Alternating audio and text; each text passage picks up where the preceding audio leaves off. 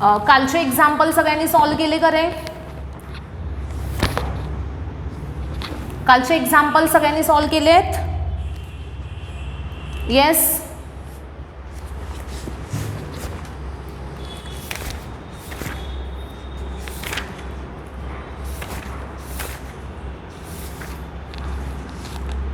Okay. कुणाला काही doubts आहेत का त्याच्यामध्ये? डाऊट्स काही आहेत का? विचारा मला. जे एक्झाम्पल्स तुम्हाला जमलेले नसतील ते नंबर्स सांगा. चला. 25.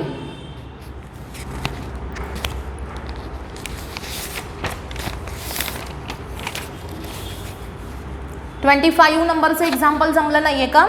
बघा काय आहे. A proton of mass 1.6 into 10⁻⁻27 kg goes round in a circular orbit of radius 0.10 meter under a centripetal force of 4 into 10⁻13 Newton. Then frequency of revolution of the proton is about. काय काय given आहे बघा. प्रोटॉनचं mass given आहे M घ्या 1.6 into 10⁻27 kg. त्यानंतर ऑर्बिटची radius R किती आहे बघा.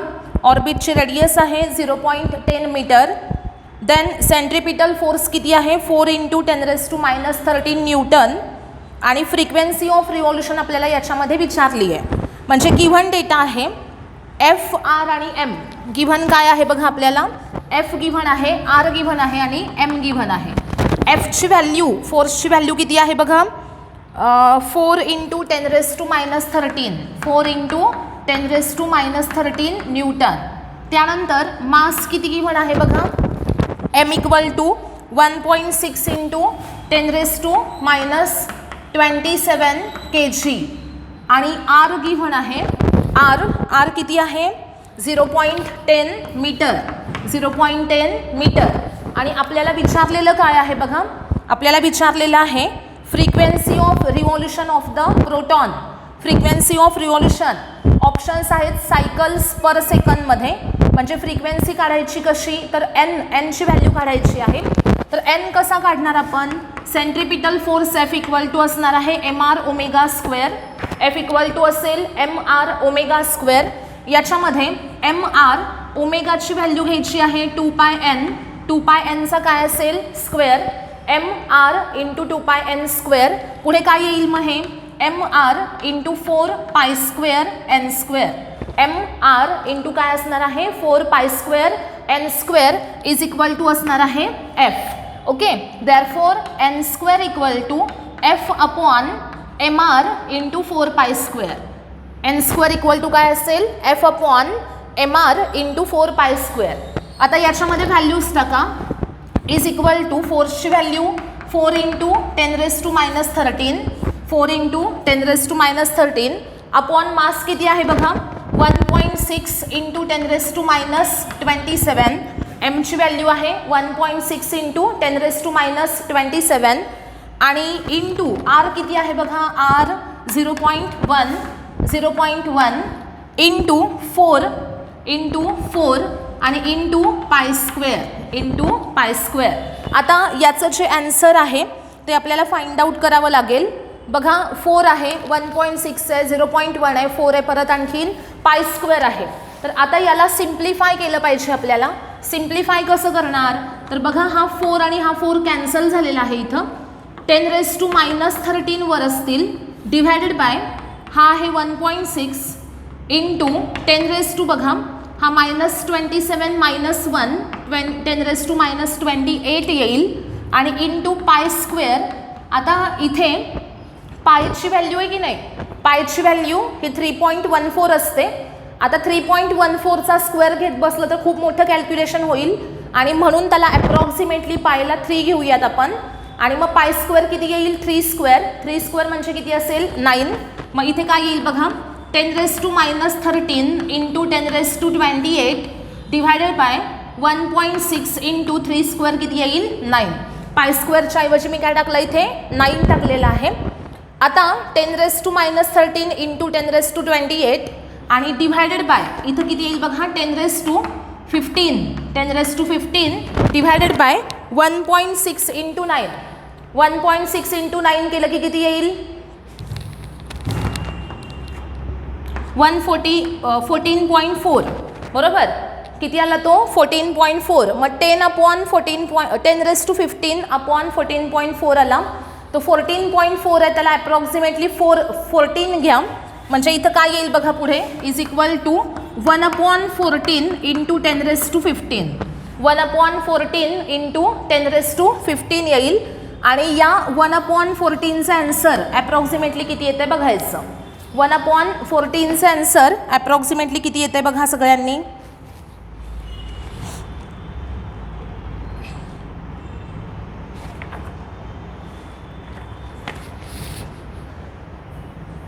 वन अपॉन 14चा आन्सर अप्रॉक्सिमेटली किती येईल बघा आणि बघा इथं आपण असं पण करू शकतो हे 10⁻15 आहेत त्यातले मी 10 इंटू 10⁻14 लिहिते आणि डिव्हायडेड बाय हे 14 इज इक्वल टू असेल n².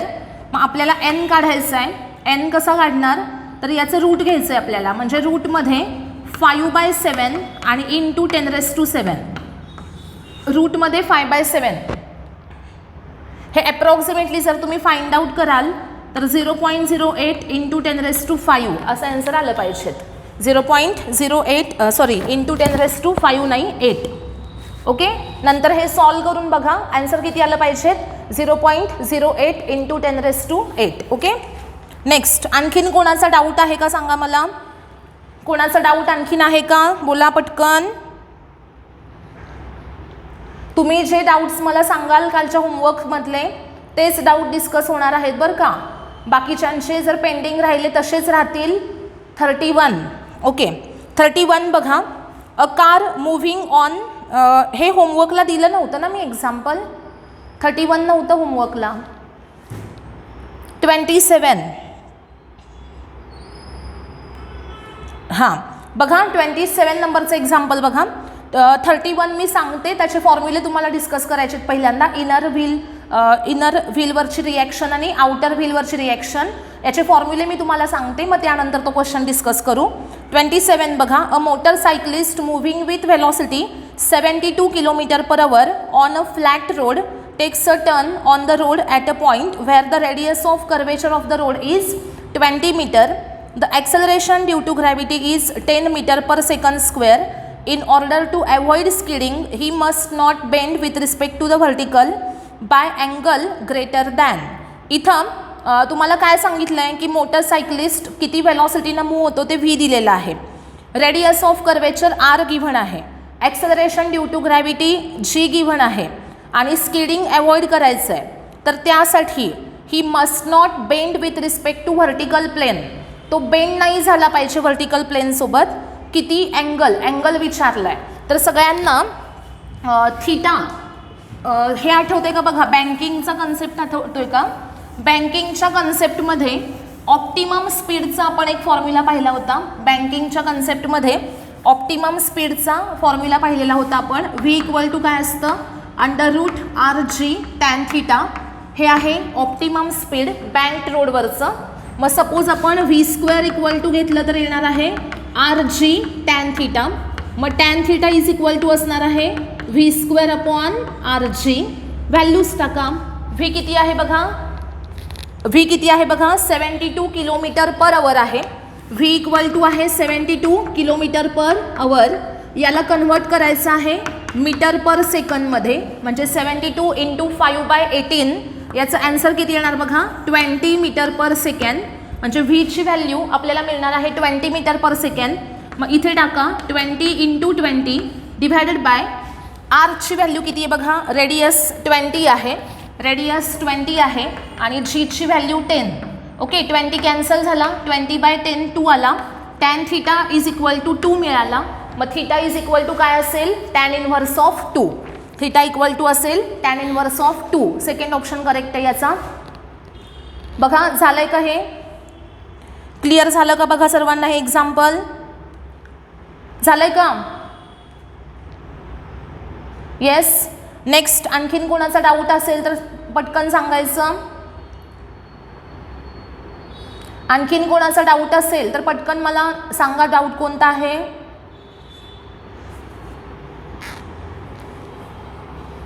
बोला पटपट. नसेल तर मग मी पुढचा क्वेश्चन घेते. डाऊट्स नाही आहेत का कोणाचे कालच्या होमवर्कमधले? आणखीन नसेल तर नाहीत म्हणून रिप्लाय करा. चला, नो. ओके, डाऊट्स कोणाचे नसतील तर मात्र आता आपण पुढचं एक्झाम्पल घेऊयात. मी सांगते ते एक्झाम्पल सगळ्यांनी बुकमध्ये बघा. बघा,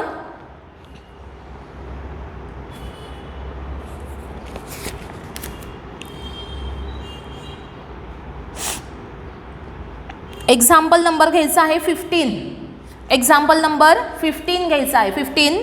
अ car run at constant speed on circular track of radius 100 metre. Car run at constant speed on a circular track. Okay, car constant स्पीडनं कशावर मूव्ह होती आहे? सर्क्युलर ट्रॅकवर मूव्ह होती आहे. ओके, आणि इथं काय सांगितलेलं आहे की सर्क्युलर ट्रॅकची रेडियस ही किती आहे बघा, 100 मीटर आहे. त्यानंतर taking 62.8 seconds for every circular loop. प्रत्येक सर्क्युलर लूप कंप्लीट होण्यासाठी टाईम किती लागतो आहे? तर 62.8 seconds. The average velocity and average speed for each circular loop respectively is. काय सांगितलं आहे बघा, कार कॉन्स्टंट स्पीड न मूव्ह होते आणि रेडियस गिव्हन आहे, किती टाईम लागतो तो टाईम गिव्हन आहे, ॲव्हरेज व्हेलॉसिटी आणि ॲव्हरेज स्पीड तुम्हाला इथं विचारलं आहे. ॲव्हरेज व्हेलॉसिटी विचारली आणि ॲव्हरेज स्पीड विचारलं आहे. बघा, सर्क्युलर ट्रॅक घेतला आपण. सर्क्युलर ट्रॅक याची रेडियस आर गिव्हन आहे. आरची व्हॅल्यू आहे 100 मीटर आणि कॅपिटल टी हा गिव्हन आहे 62.8 सेकंद. कॅपिटल टी म्हणजे काय दिला आहे? Time period. एक रिव्हॉल्युशन कंप्लीट होण्यासाठी जो टाईम लागेल तो किती आहे? 62.8 सेकंद आहे. आणि तुम्हाला विचारलं आहे की ॲव्हरेज व्हेलॉसिटी काय असेल आणि ॲव्हरेज स्पीड काय असेल. एकदम सोपा क्वेश्चन आहे बघा. ॲव्हरेज व्हेलॉसिटी जर आपल्याला फाइंड आउट करायची आहे, ॲव्हरेज व्हेलॉसिटी, तर ती कशी काढली जाईल? तर डिस्प्लेसमेंट अपॉन टाईम. ॲव्हरेज व्हेलॉसिटीचा फॉर्म्युला काय असणार आहे? Displacement upon time. मग इथे घ्या relation, average velocity is equal to displacement आणि अपॉन असणार आहे time. Displacement upon time. Okay, आता डिस्प्लेसमेंट जी आहे, सगळ्यांनी नीट लक्ष द्या. जेव्हा सर्कलवर एक सर्कल कंप्लीट केलं जाईल, सर्क्युलर पाथवर जेव्हा एक सर्कल कंप्लीट होईल, तर त्या केसमध्ये पार्टिकलची डिस्प्लेसमेंट ही किती होणार? कोण सांगेल मला? काय येईल आन्सर? जेव्हा एक सर्कल कंप्लीट होईल तेव्हा डिस्प्लेसमेंट किती होणार आहे?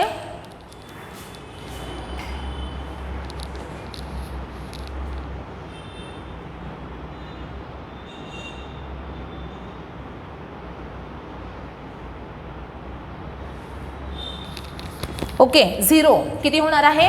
0. जेव्हा एक सर्कल कंप्लीट होईल डिस्प्लेसमेंट असेल 0 आणि टाईम टी 0/t केलं तर आन्सर किती मिळेल आपल्याला? 0. म्हणजे ॲव्हरेज व्हेलॉसिटी जी आहे त्याची व्हॅल्यू आपल्याला किती मिळणार आहे? तर 0 मिळणार आहे.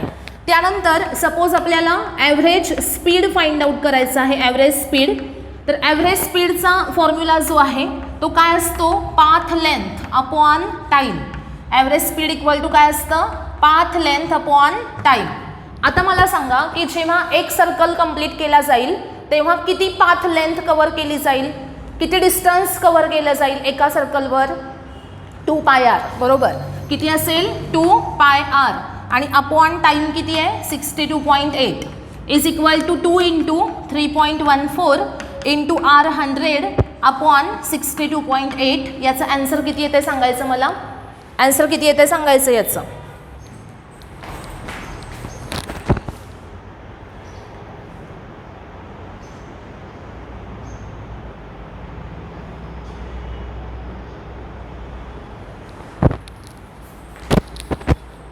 काय येतं आन्सर? 10. ओके, करेक्ट आहे.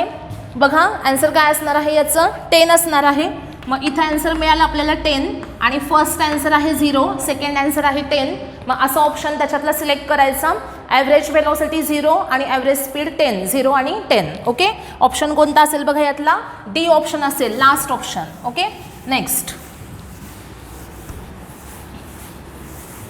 आता पुढचं एक्झाम्पल घ्यायचं आहे सर्वांनी. एक्झाम्पल नंबर असेल 18. एक्झाम्पल नंबर असेल 18 नंबरचं एक्झाम्पल बघा एररलेसमधलं. काय बघा, 3 identical particles are join together by a thread. Okay, अशा प्रकारे तुम्हाला इथं डायग्रॅम गिव्हन आहे एक, ज्याच्यामध्ये ए, बी आणि सी असे 3 पार्टिकल्स आहेत. ते थ्रेडला जॉईन केलेले आहेत आणि या प्रत्येकाची जी लेंथ आहे ती लेंथ इक्वल आहे. लेंथ किती आहे यांची? एल एल एल एवढी लेंथ आहे. बघा, 3 identical particles are joined together by a thread as shown in the figure. All the 3 particles are moving in a horizontal plane. हे तिन्ही पण पार्टिकल कुठे मूव्ह होत आहेत? तर हॉरिझॉन्टल प्लेनमध्ये. If the velocity of the outer most particle is V not. Outer most म्हणजे हा बाहेरचा सगळ्यात सी पार्टिकलची व्हेलॉसिटी व्ही नॉट सांगितली आहे. Ratio of tensions in the 3 sections of the string is. या 3 सेक्शन्समध्ये जे टेन्शन्स आहेत त्या टेन्शन्सचा तुम्हाला रेशो विचारलेला आहे. टेन्शन्सचा रेशो विचारलेला आहे. बघा, आपण आता असं अज्युम करूयात की इथं या पोर्शनमध्ये टेन्शन असेल T1, या पोर्शनमध्ये टेन्शन असेल T2 आणि इथं असेल टेन्शन T3. ओके, आता नीट लक्ष द्यायचं आहे बरं का, थोडासा डिफिकल्ट आहे क्वेश्चन हा.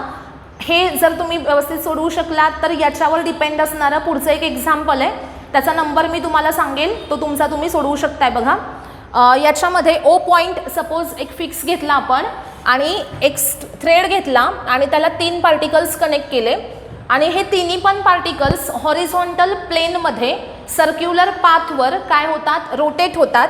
म्हणजे सपोज यांचे जे रोटेशन्स आहेत ते आपण या प्रकारे असे कन्सिडर केले, असे ते सेम प्लेनमध्ये सगळे पार्टिकल्स काय होत आहेत? रोटेट होत आहेत. सेम प्लेनमध्ये हे सगळे तिन्ही पार्टिकल्स काय होत आहेत? रोटेट होत आहेत. आता जर तुम्ही इथं रोटेशनल मोशन कन्सिडर करताय त्यांचं, तर त्यांच्या रोटेशनल मोशनसाठी कोणतं फोर्स पाहिजे? सेंट्रिपिटल फोर्स पाहिजे. आणि ते सेंट्रिपिटल फोर्स जे आहे ते त्या स्ट्रिंगमध्ये असणाऱ्या टेन्शनकडनं प्रोव्हाइड केलं जातं. हे आपल्याला माहिती आहे की जेव्हा 2 मासेस आहेत किंवा एखादं मास तुम्ही स्ट्रिंगला कनेक्ट केलं आणि ती स्ट्रिंग मूव्ह केली सर्कलमध्ये, तर सर्क्युलर मोशनसाठी सेंट्रिपिटल फोर्स पाहिजे आणि ते कोणाकडनं प्रोव्हाइड केलं जाईल? तर स्ट्रिंगमधल्या टेन्शनकडनं प्रोव्हाइड केलं जाईल. मग सेम तसंच हे 3 पार्टिकल्स आहेत इथं ABC, त्यांच्या या सर्क्युलर मोशनसाठी जे सेंट्रिपिटल फोर्स हवं आहे ते कुणाकडून प्रोव्हाइड केलं जाणार आहे? Tension in the string.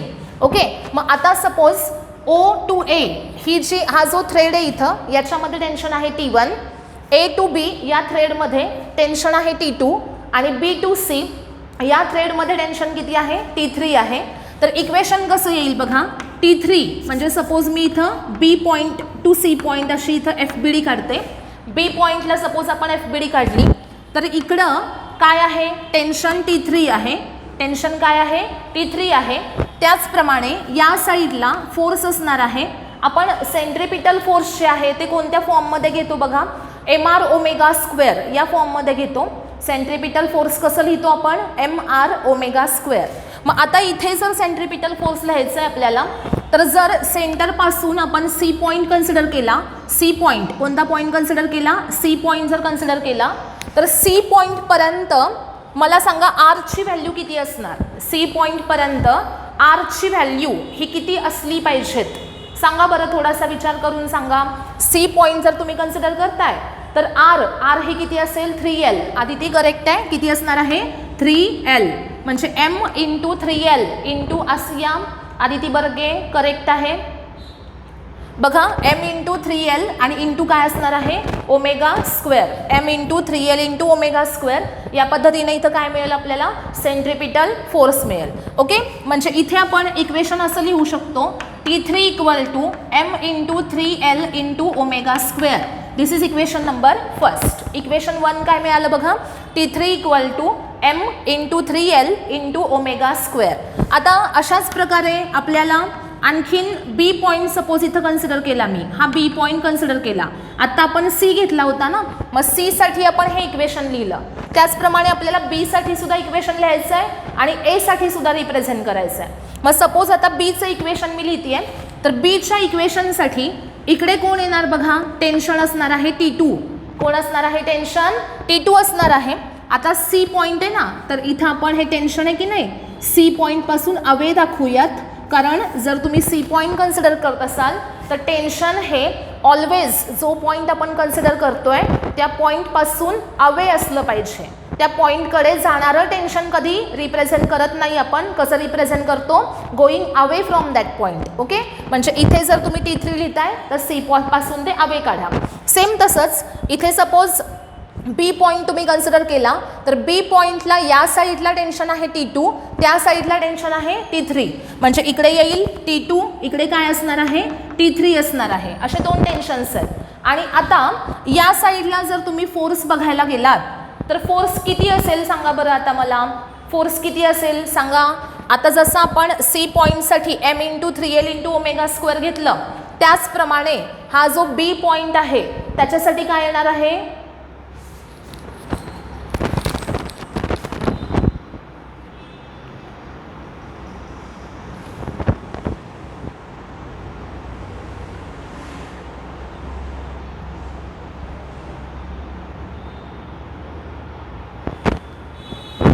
बघा काय सांगितलं मी की बी पॉईंट जो आहे, बी पॉईंट, तर या बी पॉईंटसाठी इकडे सेंट्रिपिटल फोर्स जे आहे त्याचा फॉर्म्युला काय येईल सांगा बरं. आता मला तुम्ही बोला पटकन.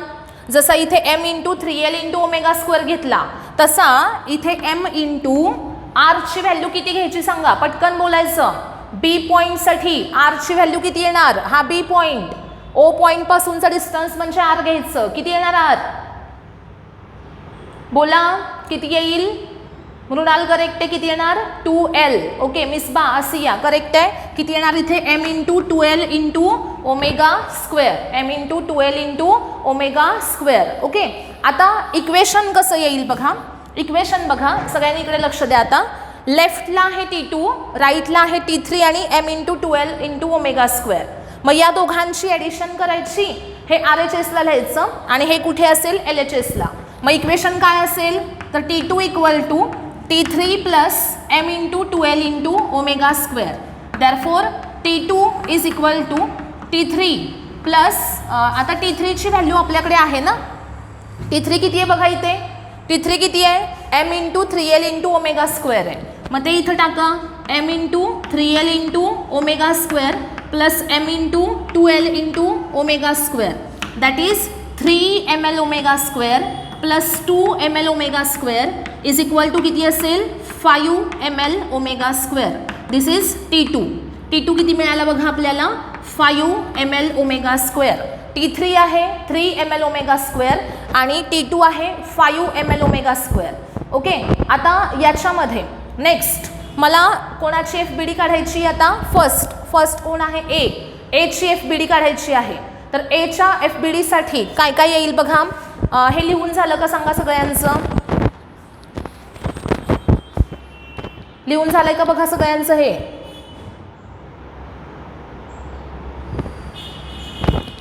ओके, हे लिहून झालं असेल तर बघा इथे मी आता FBD काढतीये. थर्ड कोण आहे, थर्ड आता ए पॉईंट जर आपण घेतला, हे मिळालं इक्वेशन 1, हे 2, त्यानंतर थर्ड पॉईंट मी घेते. सपोज इथे ए पॉईंट घेतलेला आहे आपण, ए पॉईंट. तर ए पॉईंटसाठी लेफ्टला कोण आहे सांगा मला. चला लेफ्टला कोण आहे, एच्या लेफ्टला कोण आहे T1. एच्या लेफ्टला कोण आहे T1. एच्या राईटला कोण आहे, राईटला एच्या कोण आहे T2. आणि इकडे आणखीन एक फोर्स आहे. कोणता फोर्स आहे सांगा बरं. इकडे ए पॉईंटवर ॲक्ट होणारा फोर्स mr ω². r ची व्हॅल्यू किती घ्यायची आता, l घ्यायची. म्हणजे किती येणार ml ω². किती येणार ml ω². ओके, इक्वेशन बघा आता. T1 = T2 + ml ω². T2 + ml ω². Okay, T2 किती आहे बघा 5 ml ω². आणि प्लस किती येणार ml ओमेगा स्क्वेअर म्हणजे किती आला 6 ml omega square. T1 equal to किती मिळालं आपल्याला 6 ml ओमेगा स्क्वेअर. T1 आहे 3 ml omega square sorry T3 आहे 3 ml ओमेगा स्क्वेअर. T2 आहे 5 ml ओमेगा स्क्वेअर आणि T1 किती मिळाला 6 ml ओमेगा स्क्वेअर. आता रेशो काढायचा आहे आपल्याला. रेशो कसा विचारलेला आहे T1 as to T2 as to T3. हा रेशो काय असेल तुम्ही सांगायचं. आता यातलं आन्सर कोणतं करेक्ट असेल.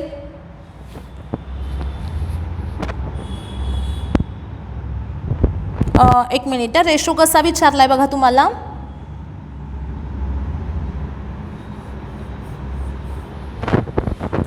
ऑप्शन डी करेक्ट असणार आहे. ऑप्शन कोणता असेल याच्यामधला डी ऑप्शन जो आहे तो करेक्ट असेल. काय रेशो आहे 3:5:6 3:5:6 असेल. ओके नेक्स्ट क्वेश्चन घ्यायचा आहे. नेक्स्ट 19 नंबरचं एक्झाम्पल आहे.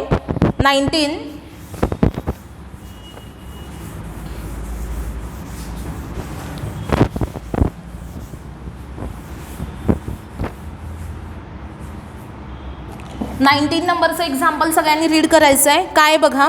In 1 second a particle goes from point A to point B moving in semi circle of radius 1 metre. The magnitude of the average velocity is. Average velocity तुम्हाला विचारली आहे. Average velocity is equal to असणार आहे displacement upon time. Average velocity equal to असेल displacement upon time. आता या डायग्रॅममध्ये बघा पार्टिकलची डिस्प्लेसमेंट A पासून B पर्यंत झाली आहे. रेडियस गिव्हन आहे 1 मीटर आणि अशा प्रकारे पार्टिकल मूव्ह झाला आहे या पाथवरून कर्व पाथवरून. ओके तर आता आपल्याला डिस्प्लेसमेंट घ्यायची आहे. एकदम छान क्वेश्चन आहे बघा हा. जर तुम्हाला ॲव्हरेज स्पीड विचारलं नीट लक्षात ठेवा. ॲव्हरेज स्पीड जर विचारलं असेल तर त्यासाठी तुम्हाला डिस्टन्स अपॉन टाईम असा फॉर्म्युला घ्यावा लागतो. मग ते जे डिस्टन्स आहे ते डिस्टन्स म्हणजे हा जो सर्क्युलर पाथ आहे याच्यावर ट्रॅव्हल केलेले डिस्टन्स जे असेल ते म्हणजे असेल डिस्टन्स किंवा त्याला आपण पाथ लेंथ असं म्हणणार. आणि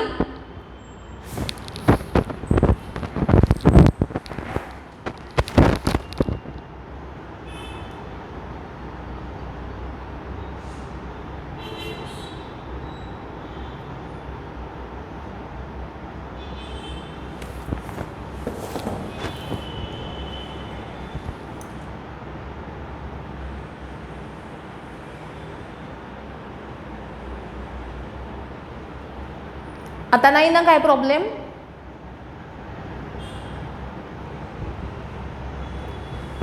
ओके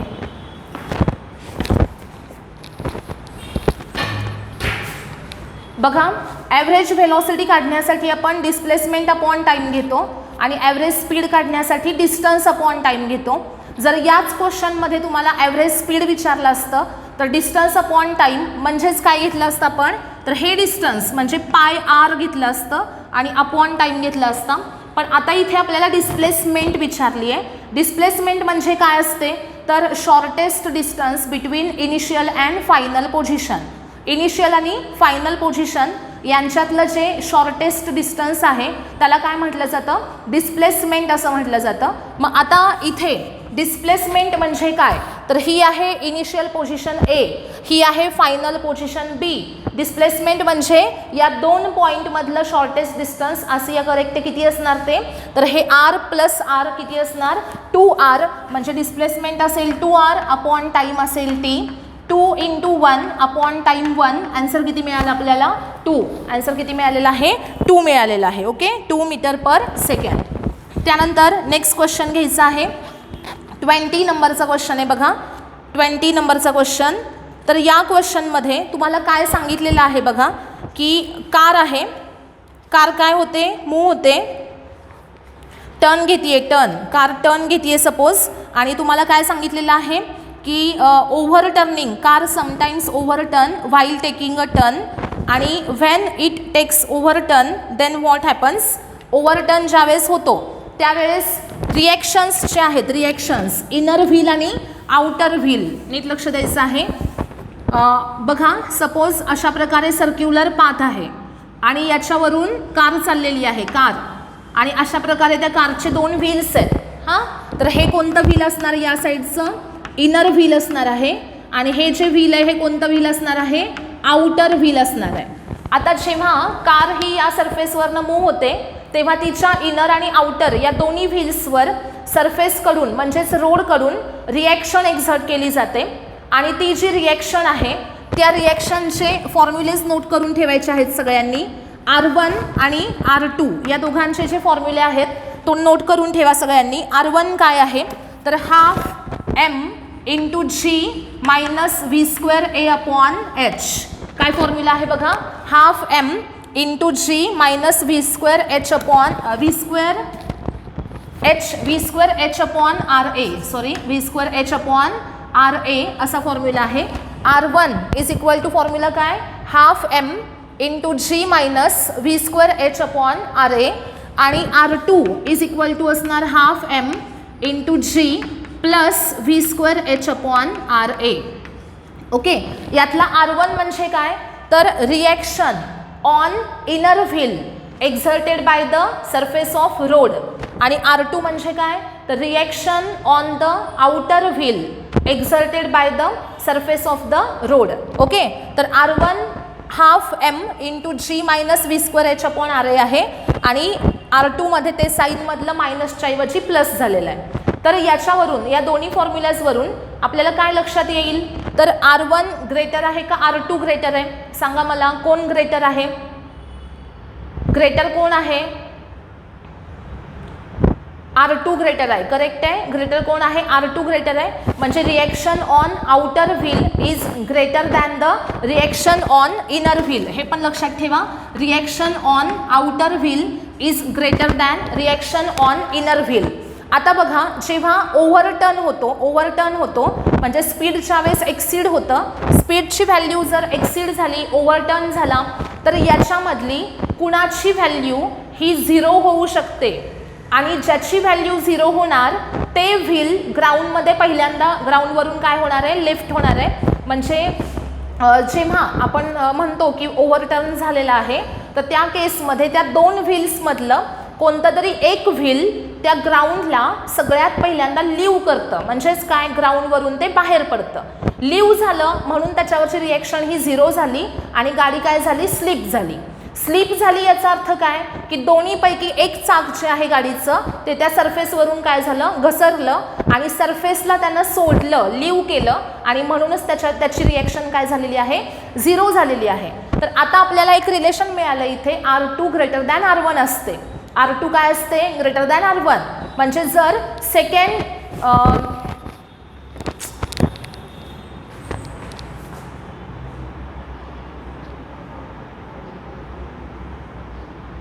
राणी कोण आहे रे? राणी कळत नाहीये का? म्यूट करायचं.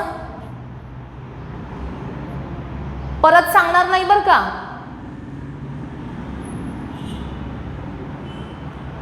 परत जर अनम्यूट केलं तर मात्र मी आता रिमूव्ह करणार आहे मीटिंग मधनं.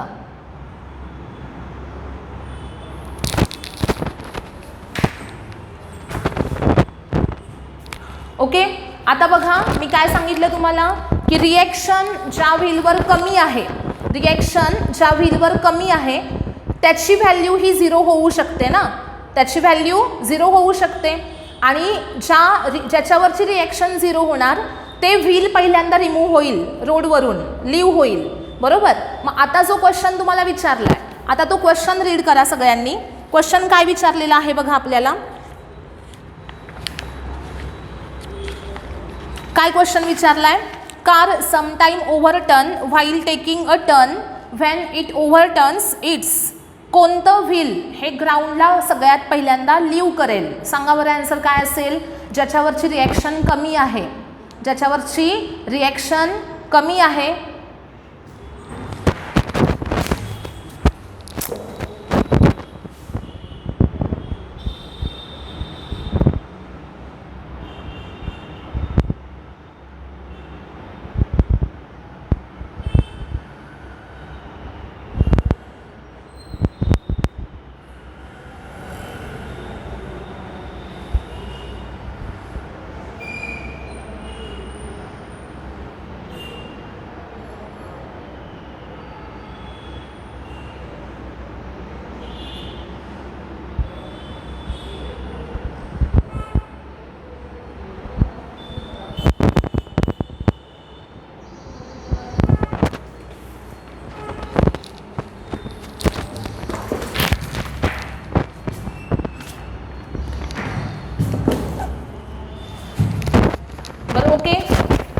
आन्सर सांगा चला आता. जेव्हा ओव्हरटर्न घेतला जाईल, ओव्हरटर्न, तर ओव्हरटर्न जेव्हा होणार तेव्हा कोणतं व्हील रोडला पहिल्यांदा लीव करेल?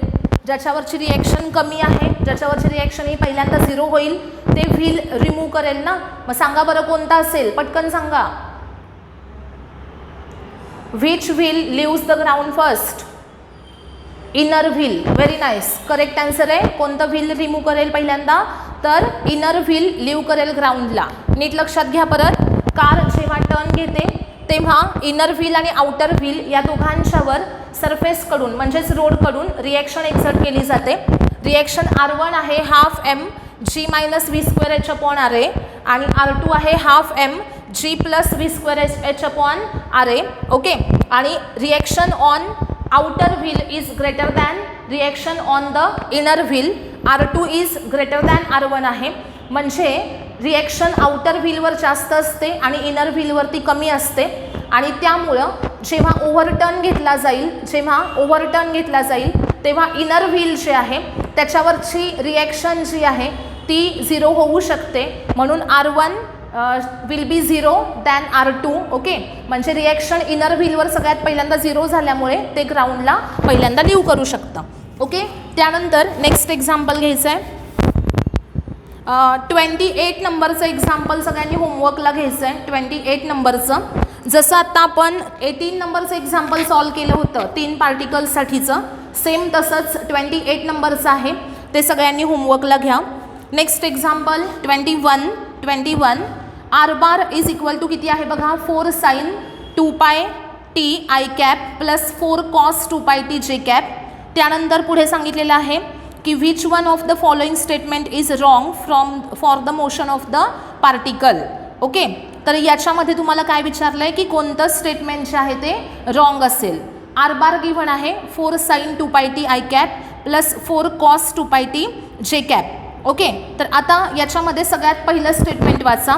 Magnitude of the acceleration vector is V square upon R where V is the velocity of the particle.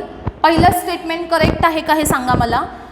जेव्हा R bar equal to position vector आपल्याला गिव्हन आहे तर त्या पोझिशन व्हेक्टरसाठी ॲक्सेलरेशन हे व्ही स्क्वेअर अपॉन आर आहे. Okay. आता V square upon R हे ॲक्सेलरेशन कुणासाठी असतं? तर सर्क्युलर मोशन म्हणजे सेंट्रिपिटल ॲक्सेलरेशनची व्हॅल्यू ही व्ही स्क्वेअर अपॉन आर असते. बरोबर. त्यासाठी पार्टिकल हा सर्कलमध्ये रिव्हॉल्व झाला पाहिजे. मग आपल्याला हे जे इक्वेशन आहे आर बारचं इक्वेशन ते सर्कलचं इक्वेशन आहे का हे पहिल्यांदा आपल्याला बघावं लागेल. ओके. तर याच्यामध्ये R bar is equal to काय आहे बघा? R bar is equal to काय आहे? 4 sine 2 pi T I cap plus काय आहे? 4 cos 2 pi t j cap. Okay. R बारचं इक्वेशन आपल्याला अशा प्रकारे गिव्हन आहे. ओके. तर आता सगळ्यात पहिल्यांदा हा जो आहे हा आहे एक्स कॉम्पोनंट आर एक्स किती आहे? 4 sine 2 pi T I cap आणि आर वाय म्हणजे आपण जर इथे फक्त मॅग्निट्यूड घ्यायला गेलो तर हा आर बारचा एक्स कॉम्पोनंट काय असेल? 4 साइन 2 पाय टी आणि आर वाय कॉम्पोनंट काय असेल? 4 cos 2 pi T. Okay. Suppose मी आता R x square plus R Y square घेतलं. R x square plus R Y square तर काय येईल बघा? 4 स्क्वेअर म्हणजे 16 साइन स्क्वेअर 2 पाय टी आणि plus 16 cos square 2 pi T. Square करून जर आपण ॲड केलं R x square plus R Y square केलं तर 16 sine square 2 pi T plus 16 cos square 2 pi T येईल. त्यानंतर 16 कॉमन काढा ब्रॅकेटमध्ये साइन स्क्वेअर 2 पाय टी आणि प्लस येईल cos square 2 pi T. Sine square 2 pi T plus cos square 2 pi T answer असेल 1. म्हणजे इथे आपल्याला R x square plus R Y square याचं ॲन्सर किती मिळालं बघा? 16. R x square plus R Y square answer किती मिळालेलं आहे? 16 मिळालेलं आहे. आता R x square plus R Y square हे ॲन्सर 16 आहे. याचा अर्थ आपण आता आर काढू शकतो. हे लिहून झालं का सांगा मला? R x square plus R Y square equal to 16 आहे. याच्यावरून आपण आर काढू शकतो. आर कसा काढायचा? एक बघा साइन कॉम्पोनंट आहे, दुसरा हा कॉस कॉम्पोनंट आहे, दुसरा कॉस कॉम्पोनंट आहे. तर अशा केसमध्ये त्या दोघांच्यातला अँगल हा 90 डिग्री असणार, बरोबर आहे का. एक साइन कॉम्पोनंट आहे, दुसरा कॉस कॉम्पोनंट आहे, म्हणजे दोघांच्यातला अँगल एक्स आणि वाय ॲक्सिसमधला अँगल हा किती असणार, 90 असणार. मग या केसमध्ये आर इक्वल टू काय असतं, r x square plus R Y square रूटमध्ये असतं. मग इथे जर आपण आर स्क्वेअर केलं तर मिळेल R x square plus R Y square. R square equal to काय असेल, R x square plus R Y square. म्हणजे याच्याऐवजी आपण इथे टाकू शकतो आर स्क्वेअर इक्वल टू 16 आला आणि म्हणून आरची व्हॅल्यू किती मिळाली आपल्याला, 4 मिळाली. ओके, आरची व्हॅल्यू किती मिळाली, 4 मिळाली. मग आर ही पोझिशन दिलेली आहे तुम्हाला, म्हणजे इथं तुम्हाला R x square plus R Y square equal to 16 म्हणजेच X square plus Y square is equal to constant असं जर असेल तर हे इक्वेशन कुणाचं आहे सांगा मला. इक्वेशन कुणाचं आहे, हे सर्कलचं इक्वेशन आहे, बरोबर. कुणाचं इक्वेशन आहे, सर्कलचं इक्वेशन आहे. आणि या सर्कलच्या इक्वेशनमध्ये याच्यावरून आपल्याला समजलं की पाथ सर्क्युलर आहे आणि ज्याची रेडियस ही किती आहे, 4 आहे. रेडियस किती आहे, 4 आहे. आता आपल्याला ऑप्शन्स चेक करायचे आहेत अजून. इथं तुम्हाला फक्त लक्षात आलं की इक्वेशन सर्कलचं आहे आणि रेडियस 4 आहे. ओके, सर्कलची रेडियस 4 आहे. आता आपण एक एक ऑप्शन्स चेक करूया. मला सांगा, हे लिहून झालं का, हे लिहून झालं का. Yes, okay. आता ऑप्शन आपण एक एक चेक करूया. फर्स्ट ऑप्शन चेक करा सगळ्यांनी. फर्स्ट ऑप्शन त्यांनी काय सांगितलेलं आहे बघा. फर्स्ट ऑप्शनमध्ये काय सांगितलेलं आहे,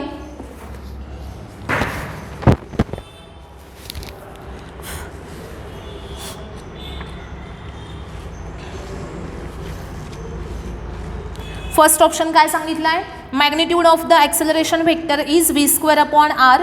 V is the velocity of the particle. Correct आहे ना, कारण पाथ कसला आहे, सर्क्युलर आहे.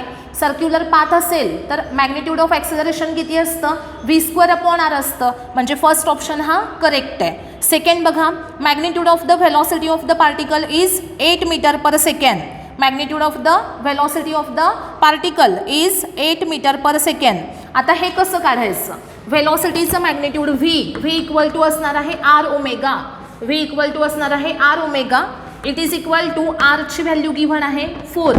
आर किती गिव्हन आहे आपल्याला, 4 गिव्हन. म्हणजे आत्ता आपण फाइंड आउट केला, आर किती मिळाला आपल्याला, 4 मिळाला. आणि ओमेगा जो आहे ना, ओमेगा तो आपल्याला इक्वेशनमध्ये कसं आयडेंटिफाय करायचं बघा. ओमेगा 4 साइन 2 पाय टी असं दिलं आहे ना आपल्याला, 4 साइन 2 पाय टी. पण ॲक्च्युली हे इक्वेशन कसं असतं, ए साइन ओमेगा टी अशा फॉर्ममध्ये ते इक्वेशन असतं. माहिती आहे ना आपल्याला इक्वेशन बघा. 4 साइन 2 पाय टी हे कोणत्या फॉर्ममध्ये असतं, ए साइन ओमेगा टी या फॉर्ममध्ये असतं. म्हणजे यातला ओमेगा हा किती आहे सांगा मला. ओमेगाची व्हॅल्यू किती आहे बघा, कम्पेअर करून. किती ओमेगा, 2 पाय आहे. 2 पाय ओमेगाची व्हॅल्यू किती आहे, 2 पाय आहे. ओके, म्हणजे ओमेगाच्या जागी 2 पाय टाका, आन्सर किती आलं, 8 पाय आलं.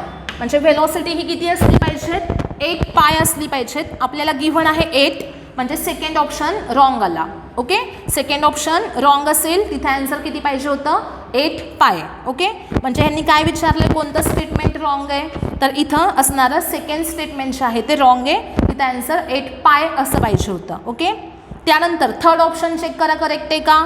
Path of the particle is a circle of radius 4 metre. Correct आहे का, सांगा पटकन मला, येस ऑर नो. आता बघितलं आपण पाथ कसा आहे, रेडियस किती आहे. येस, करेक्ट आहे. Okay, last, acceleration vector is along minus R bar. Correct आहे का सांगा. ॲक्सेलरेशन हे मायनस आर बारच्या डायरेक्शनमध्ये आहे. करेक्ट आहे ना हे स्टेटमेंट. ॲक्सेलरेशन रेडियल ॲक्सेलरेशन असणार आणि रेडियल ॲक्सेलरेशन जे आहे ते कुठे असतं, अलॉंग रेडियस आणि आर बारच्या opposite. Okay, R bar outward असतो, ॲक्सेलरेशन इनवर्ड असतं. म्हणजे ए, त्यानंतर सी आणि डी 3 ऑप्शन्स करेक्ट आहेत आणि त्यातला बी ऑप्शन जो दिला आहे तो रॉंग आहे, त्याच्यामुळे तो याच्यामध्ये आपलं करेक्ट आन्सर असेल. ओके, सगळ्यांना समजलं आहे का बघा. याच्या पुढचे एक्झाम्पल्स जे आहेत, किती नंबरपर्यंत सांगते मी, ते होमवर्कला घ्यायचे आणि त्यातले जे डाऊट्स असतील ते मला उद्या विचारायचे, ते उद्याच्या लेक्चरमध्ये आपण डिस्कस करूयात. ओके, बघा एक्झाम्पल आत्ता मी जे घेतलेलं होतं, मला सांगा, कालच्या लेक्चरमध्ये तुम्हाला जे मी शेवटचं एक्झाम्पल होमवर्कला सांगितलं आहे त्याचा नंबर किती? कालच्या लेक्चरमध्ये होमवर्क दिला होता त्यातलं शेवटचं एक्झाम्पल आहे 42 नंबरचं का? ओके, 42च्या पुढचे एक्झाम्पल्स, 42च्या पुढे 43 पासून 60 पर्यंत, 43 पासून 60 पर्यंत एक्झाम्पल सॉल्व करायचे. 43 to 60 कळालं का सगळ्यांना? होमवर्क काय असेल आजचा? एक्झाम्पल्स 43 पासून 60 पर्यंत सॉल्व करा. जे काही डाऊट्स असतील ते नेक्स्ट लेक्चरला क्लिअर होतील. ओके.